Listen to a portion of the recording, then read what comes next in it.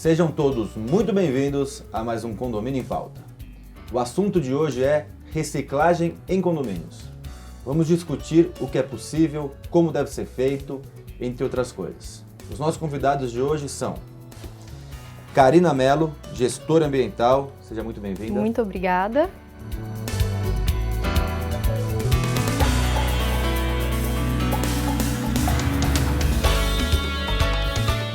E Josué Vitorino, síndico profissional de destaque aqui na cidade de São Paulo. Seja muito bem-vindo. Obrigado, Ricardo.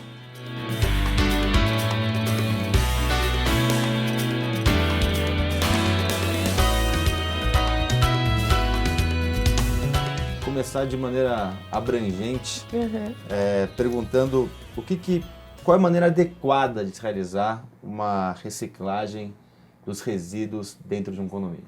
Ricardo, primeiro tem que ter planejamento, né? Então tudo começa com planejamento, nada sai do zero para já ser implantado. Então é preciso primeiro fazer um plano ou um programa de coleta seletiva, verificar o que é gerado no condomínio, a quantidade de recicláveis que é gerado nesse condomínio e propor ações e metas de curto, médio e longo prazo. Vou até te interromper. Eu adoro falar sobre planejamento e sempre falo que tem que ter planejamento a curto, médio e longo prazo, exatamente como você está falando. E uma coisa que eu falo é que temos que ter histórico. Sim. Então a gente precisa buscar informação, porque cada condomínio vai ter uma necessidade diferente, é isso? Sim, cada condomínio tem sua particularidade, então não é o mesmo programa que tem que ser implantado em todos os condomínios, não só por questão de tamanho dos condomínios, mas até por questão de consciência ambiental dos condôminos.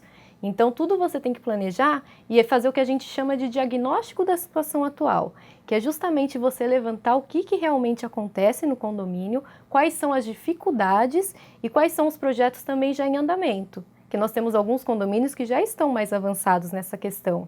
Então, seria uma implantação diferente Sim. E até mesmo metas diferentes para cada local. Diagnóstico, implantação e Isso. depois o acompanhamento. Acho que seriam esses Isso. 3 pontos que... Você faz o diagnóstico, daí desse diagnóstico você elabora um plano, um programa de educação ambiental. Fugiu. Diagnóstico, plano, implantação e acompanhamento. Exatamente. E daí, dentre o plano, o programa e a implantação, tem uma série de ações que você tem que fazer, tem que verificar. Então, verificar se tem um espaço adequado para colocar esses resíduos. Se não tiver um espaço adequado, principalmente condomínios mais antigos, isso não era um pré-requisito, né? Sim. Então, hoje em dia já é um pré-requisito na hora de construir um condomínio, um prédio, que tem um espaço para o lixo, antes não.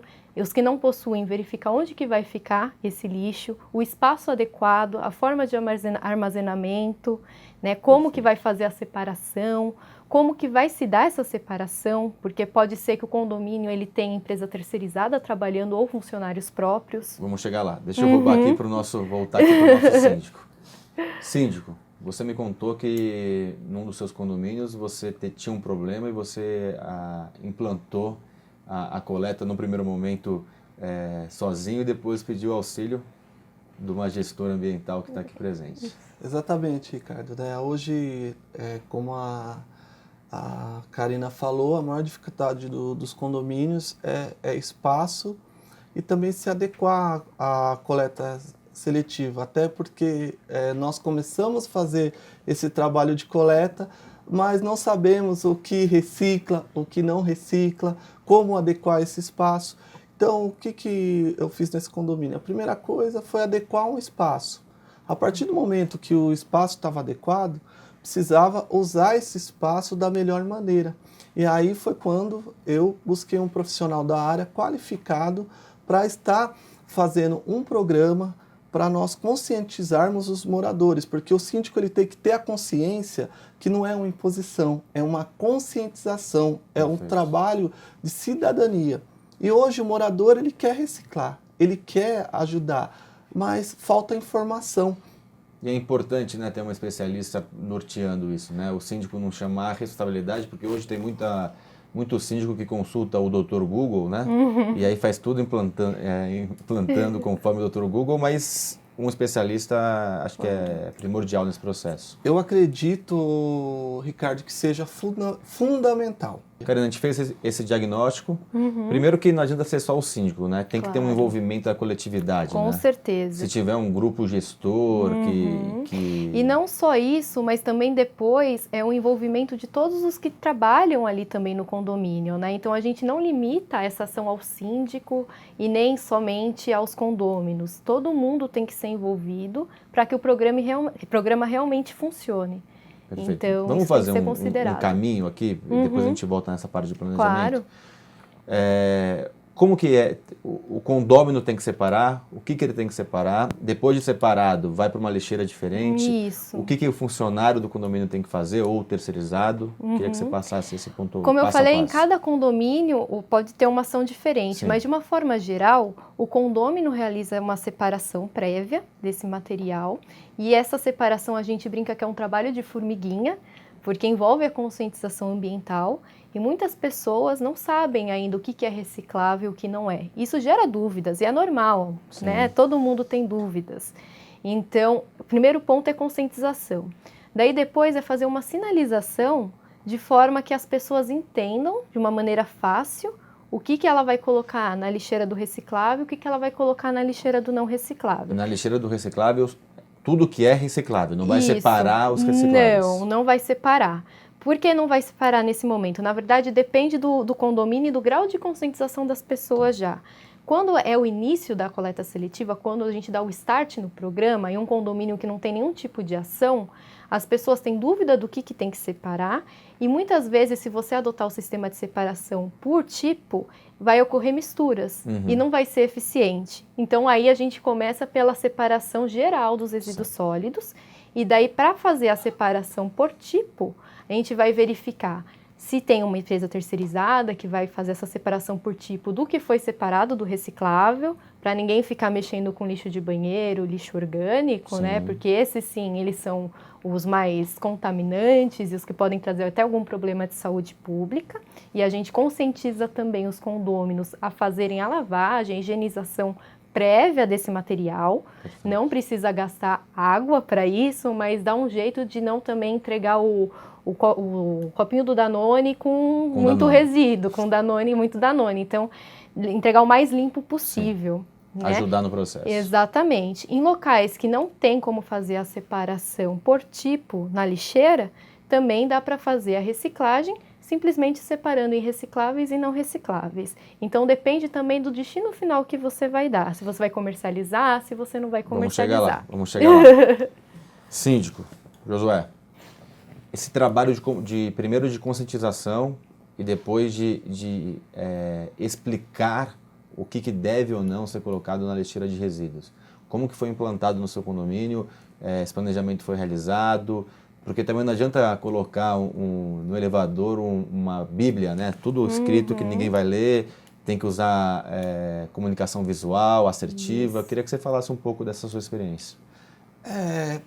Nós iniciamos o plano falando em assembleia, né? Então, nós Sim. apresentamos esse programa em uma assembleia. Então, esse condomínio, ele tem uma frequência muito grande dos moradores em assembleia. Isso já ajudou muito. Nós também investimos, né, em mídias, nos elevadores. Também nós colocamos, né, placas, né, nas lixeiras, mostrando aonde coloca o sólido, aonde coloca o reciclável. Colocamos placas, né, direcionadas para as crianças, que muitas vezes os pais, eles mandam aquelas crianças de 9, 10 anos levar o lixo e ele fica lá perdido, não sabe onde colocar. E hoje a criança, você falou uma coisa interessante, hoje a criança também influencia muito os pais, né? Exatamente. É a principal. Traz para casa da escola. Porque os pais, eles já têm preconceitos formados, né? Então, como adultos têm preconceitos formados. E não era uma coisa que era tão falado há 30, 40, 50 anos atrás. Não era um hábito, né? Não era um costume. É um costume que agora tem que ser estabelecido e as crianças estão trazendo isso. E só complementando a fala do Josué, na sinalização do abrigo, na sinalização das lixeiras, nós também estabelecemos cores. Né? Verde para os recicláveis e cinza para os não recicláveis. E a sinalização ela é tanto escrita do que pode ser jogado em cada tipo de lixeira, no abrigo de resíduos, Sim. como também tem os desenhos. Então, por isso que facilita para as crianças. Então, investir em comunicação é essencial. É essencial. Certeza. A partir do momento que você demonstra para o morador o benefício que vai trazer a reciclagem, ele mesmo começa nas assembleias a incentivar o investimento, e o síndico tem que investir. Sem investimento, não vai ter resultado. Dá para fazer a diferença. Dá para fazer a diferença. Karina, separamos nas unidades, então eu fui lá, separei e coloquei na lixeira que está geralmente no hall social ou quando o condomínio busca o lixo. O que acontece geralmente depois desse momento? Depois disso, nós buscamos empresas parceiras para fazer a coleta seletiva, e daí pode ter algum retorno financeiro, ou se não, cooperativas de reciclagem, que também podem fazer a coleta seletiva. Prefeitura hoje não faz. Prefeitura, tem áreas que tem a coleta seletiva por parte da prefeitura, mas como o condomínio é grande gerador, algumas vezes a prefeitura não coleta. Então, você tem que buscar as alternativas, que seriam as cooperativas ou as próprias empresas de reciclagem. E aí o condomínio entrega separado. Entrega para essa empresa... Como recicláveis... Só os recicláveis. Só os recicláveis, somente os recicláveis. E nós precisamos mudar esse hábito, né, Ricardo? Sim. Porque não temos mais espaço para aterro sanitário. A própria Política Nacional de Resíduos Sólidos, que é uma lei que veio aí em 2010, ela fala que nós temos que primeiro valorizar todos os resíduos antes de destiná-los para aterro, que nós temos que enviar para aterro só o que é rejeito, e rejeito seria aquilo que não tem mais valorização, aquilo que não tem mais utilidade. Então, primeiro a gente reaproveita, recicla, trata e depois sim envia aquele pequeno percentual que não conseguiu fazer outra coisa para aterro sanitário.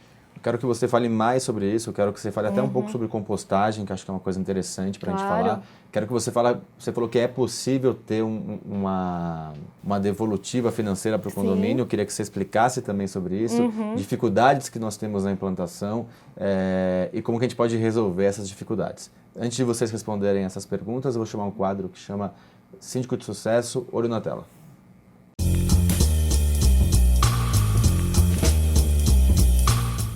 Sou Célia Silva, advogada e síndica em Santo Amaro, São Paulo. Iniciei em 2015 a convite dos condôminos a fim de conduzir a total gestão do empreendimento. Inicialmente não tive grandes dificuldades para atuar, porque já tenho conhecimento na área jurídica e administração de empresa. A melhor forma de se qualificar como síndico é estar constantemente atualizado. O curso de síndico profissional me ajudou a entender a dinâmica da administração condominial, já que o síndico exerce várias atividades no seu dia a dia. Atualmente, atendo um condomínio comercial de grande porte, com 548 unidades, e pretendo atender outros 2. A demanda por pessoas capacitadas é cada vez maior. Os condomínios estão percebendo a necessidade de garantir uma boa administração a partir do trabalho de um profissional que realmente saiba o que está fazendo. Para ter sucesso, o síndico deve exercer a sua função pautada na transparência administrativa, princípios éticos e honestidade.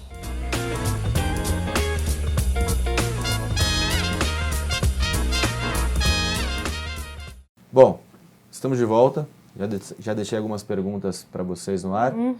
E você que está em casa terá essas respostas e muito mais na sexta-feira, no segundo bloco. Até lá.